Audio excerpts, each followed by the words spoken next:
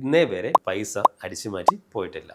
Mutual ഫണ്ടിൽ ഇന്നേ വരെ 1963 മ്യൂച്വൽ ഫണ്ട് കമ്പനി ഇന്ത്യയിൽ സ്റ്റാർട്ട് ചെയ്യുന്നത്. ഇന്നേ വരെ ഒരാളും പൈസ അടിച്ചു മാറ്റി മ്യൂച്വൽ ഫണ്ടിൽ നിന്ന് പോയിട്ടില്ല. അതിനുള്ള പ്രധാനപ്പെട്ട കാരണം ഒന്ന്, നമുക്ക് ക്ലാസിക് റെഗുലേറ്ററാണ് നമുക്കുള്ളത്, security exchange board of India, SEBI എന്ന് പറയും. പിന്നെ ഈ മ്യൂച്വൽ ഫണ്ട് വർക്ക് ചെയ്യുന്ന ഇന്ത്യയിൽ 3 ടയർ സ്ട്രക്ചറിലാണ്. അതായത് ഒരു മ്യൂച്വൽ ഫണ്ട് സ്റ്റാർട്ട് ചെയ്യുമ്പോൾ സ്പോൺസർ എന്ന് പറയും, ഇതിൻ്റെ മുതലാളി മറ്റും മുകളിലുണ്ടാകും. ഓക്കെ, ഇവരെ തൊട്ട് താഴത്ത് വരുന്നതാണ് ട്രസ്റ്റി എന്ന് പറയും. ഇവരെ പണി എന്താ വെച്ച് കഴിഞ്ഞാൽ ഈ മ്യൂച്വൽ ഫണ്ട് കമ്പനിയിൽ വാങ്ങുന്ന ഷെയറുകളും അതുപോലെ ഇൻവെസ്റ്റ് ചെയ്യുന്ന എമൗണ്ടും കാര്യങ്ങളൊക്കെ ഇവർ ത്രൂ ആണ് കാര്യങ്ങൾ മേൽനോട്ടം വഹിക്കൽ ഇവരാണ്, ട്രസ്റ്റീസാണ്.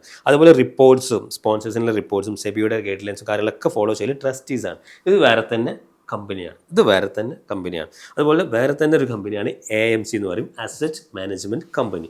ഡേ ടു ഡേ ഓപ്പറേഷൻസ് ചെയ്യൽ ഇവരാണ്. സോ അതുകൊണ്ട് തന്നെ ഈ 3 ടയർ സ്ട്രക്ചറും നമുക്ക് ക്ലാസിക് റെഗുലേറ്ററും നമുക്കുണ്ടായത് കൊണ്ട് തന്നെ ഇന്നേ വരെ മ്യൂച്വൽ ഫണ്ട് കമ്പനിയിൽ നിന്ന് പൈസ അടിച്ചു മാറ്റി പോയിട്ടില്ല.